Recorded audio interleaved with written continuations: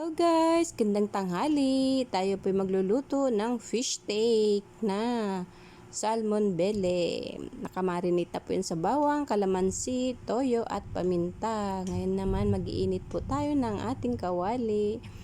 Siguraduhin po natin mainit talaga ang kawali at mantika at madaling dumikit kasi ang salmon bele. Kasi marami siyang taba-taba sa taba-taba, diba? Tiyan po yan. Maraming taba. Siguraduhin natin, mainit talaga ang kawali. Yan, prito na natin. Takpan natin para mabilis maluto. Yan, luto na po ang ating prito. Yan, sabi ko na nga ba, dumikit na. Kasi dapat yung non-sticky pan ang gagamitin. Tamad kasi ako kumuha.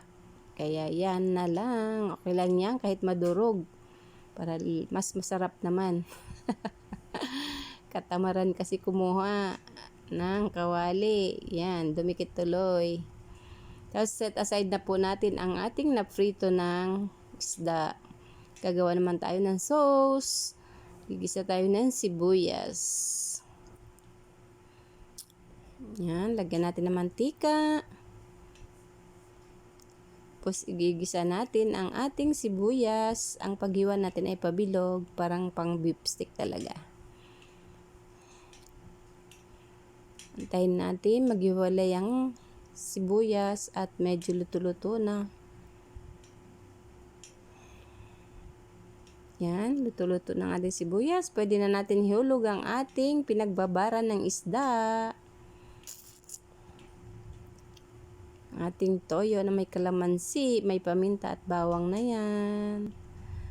Antayin natin lumapot-lapot ang sauce. Tapos yan, lagyan natin ng oyster sauce para lalong sumarap at umami ang ating fish steak. Pwede na natin ihulog ang ating isda kasi malapot ng ating sauce. Yan. Antayin natin humalo sa lahat ng isda ang sauce para lalong sumarap ang ating fish steak. Yan, yummy, yummy, yummy. Paborito to ng aking mga anak. Sira na naman talaga ito ng diet. Mapaparami naman ang kanin ko. Kain na tayo guys. Luto ng aking fish steak. Looks so yummy. Thank you so much for watching. Bye-bye and God bless everyone.